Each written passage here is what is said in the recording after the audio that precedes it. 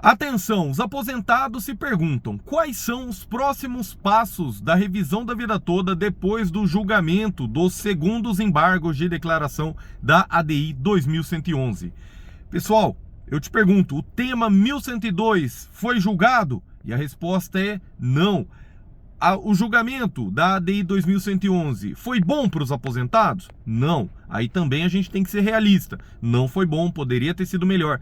Mas temos algumas lições que podemos extrair, inclusive para os próximos passos da revisão da vida toda. Então, se você aprecia informações verificadas de quem esteve lá em todas as sessões presenciais no STF, já se inscreva nesse canal, é de graça. E sabe outra coisa que é de graça? Pessoal, eu tive a honra de ser convidado pelo Medeiros para uma grande palestra em São Paulo, presencial, com café da manhã, tudo de graça para os aposentados. Então, se você quiser participar, vou deixar o link da inscrição, é de graça, só que como são vagas limitadas, a gente precisa que você se inscreva e confirme a sua presença, porque o café da manhã não vai ter para todo mundo, né, meus amigos? Então vai ser no Hotel Nikkei, ao lado do metrô Liberdade, no dia 26 de abril, às 8h30 da manhã. Só que a gente precisa dessa confirmação, porque são vagas limitadas, tá bom? O auditório que a gente conseguimos um grande patrocínio, um grande apoio da Fundação 1º de Maio, então ela vai proporcionar o espaço, vai proporcionar um café da manhã reforçado, você vai poder tomar um café da manhã com a gente, assistir a uma palestra minha, e aí depois eu vou abrir para perguntas, vamos tirar foto, vamos conversar, tudo que você quiser fazer, estarei lá 26 de abril, graças ao convite do Medeiros e com o apoio da Fundação 1º de Maio, tá bom, pessoal? Além disso, teremos uma palestra de um especialista em tecnologia para ensinar os aposentados, idosos, a não caírem em golpes de celular, tá bom? Isso é muito importante também. Inclusive, tá tendo golpe do falso advogado. Estão colocando a foto dos advogados, entrando em contato com você e pedindo Pix. Não. Entra em contato só com o número que você já conversa do seu advogado, beleza? Show de bola! Então, para se inscrever é de graça, tá, pessoal? É no link do comentário fixado. Só que eu peço, então, para que você se inscreva antes, porque o café da manhã é limitado, os assentos, né, são... O auditório lá, vão caber acho que umas 100 pessoas, então a gente precisa só dessa lista de presença. E quem se inscrever, eu peço que compareça, tá? Porque senão às vezes você se inscreve, não comparece e aí tira o lugar de outra pessoa que queria ir, tá bom, pessoal? Então 26 de abril, lá do lado do metrô Liberdade, Hotel Nikkei, 8h30 da manhã, café da manhã, palestra, vamos tirar foto, vamos conversar, vamos tirar dúvidas sobre tudo que está acontecendo, tá bom? Beleza. E para você de todo o Brasil, que às vezes não pode comparecer, eu já vou te dar a informação aqui. Quais são os próximos passos da revisão da vida toda? Pessoal, o próximo passo imediato é aguardar a publicação do acórdão. Por que que isso é tão importante? Primeiro, porque às vezes o voto oral, o que foi discutido em debates, não é exatamente o que vai para o acórdão escrito. Nós vimos isso na própria revisão da vida toda já anteriormente, nós vimos isso na correção do FGTS, nós vemos isso em vários processos, sou advogado há mais de 13 anos, então assim, é muito comum, né?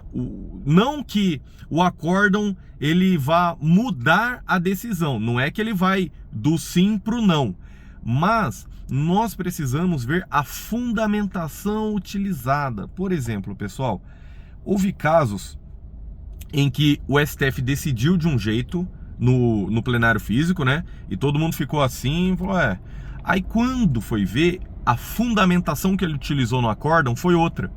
E por que que isso muda tudo? Porque isso pode impactar diretamente futuros recursos, como terceiros embargos de declaração. Será que o STF vai utilizar o fundamento da segurança jurídica, vai utilizar o fundamento financeiro, né, de questões fiscais, vai utilizar o fundamento constitucional ou um fundamento na lei? Eu sei que isso é um pouco mais de juridiquês, mas eu quero só que você entenda que o porquê do STF ter julgado daquela forma vai impactar diretamente nos recursos nas ADIs, tá bom? Tá, entendi, professor, show de bola. E Que mais, né? Além disso, por que a gente tem que aguardar esse acórdão? Por que isso é tão importante? Bom, porque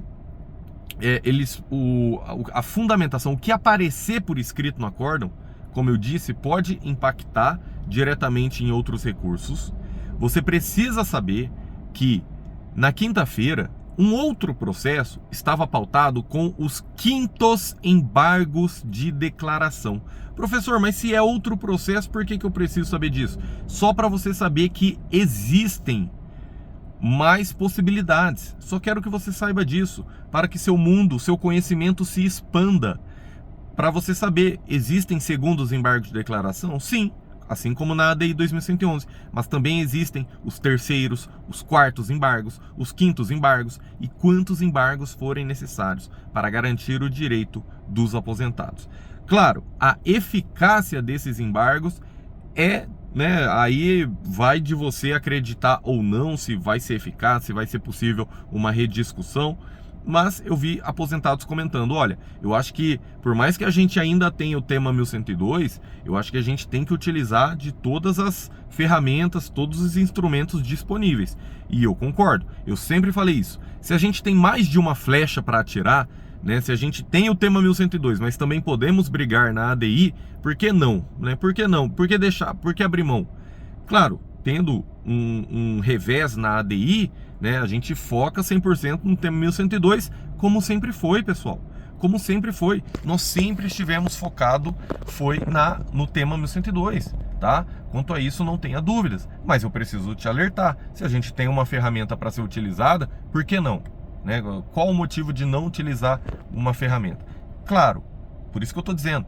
Vamos...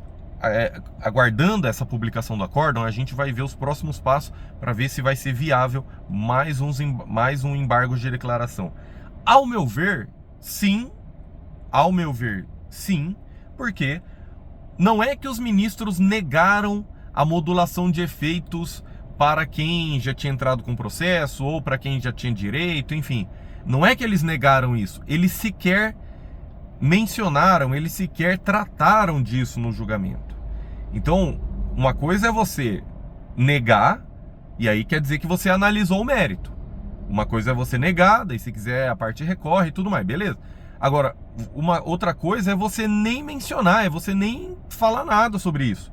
E aí a gente entende, eu entendo respeitosamente, não estou falando por ninguém aqui, estou falando por mim, eu entendo que houve omissão no julgamento. Omissão, deixou de apreciar um pedido, deixou de apreciar, né, um fundamento, tá? Respeitosamente, essa é a minha opinião. Outras questões, pessoal, é porque o acórdão que define a tese vinculante. Então vocês se lembram, na própria revisão da vida toda, né? Foram proclamar um resultado, aí depois o que veio no acórdão foi ligeiramente diferente, aí depois mudou também lá na ADI e tudo mais. Então assim, entre o que é falado e o que é publicado no acórdão, pode existir diferença, e o que vale é o que estiver escrito no papel, tá? Às vezes algum ministro quer retificar alguma coisa, então o que vale é o que estiver escrito no papel. E o principal, eu acho, aqui é porque os prazos para novos recursos ou medidas judiciais passam a contar tanto da publicação do acórdão como da intimação das partes. Então assim, o próximo passo efetivamente é a publicação do acórdão, tá? Claro, nos processos em específico, né, nos processos, a gente já está verificando as próximas medidas, sim, mas eu estou dizendo, dentro da ADI, realmente tem que esperar publicação do acórdão e intimação das partes. Aguardar o acórdão também evita um retrabalho ou decisões conflitantes, né? Então, às vezes você pede uma coisa, aí esperando outra coisa lá no acórdão, aí os ministros deixam de decidir e você acha que, ai meu Deus, então já vou atuar dessa forma, e aí depois os ministros revêem a posição ali. Então, calma, tá? Eu sei que você está bem assessorado pelo seu advogado, eu sei que seu advogado está acompanhando, então fique tranquilo quanto a isso. E aí, o principal também é essa questão da consolidação da jurisprudência, né?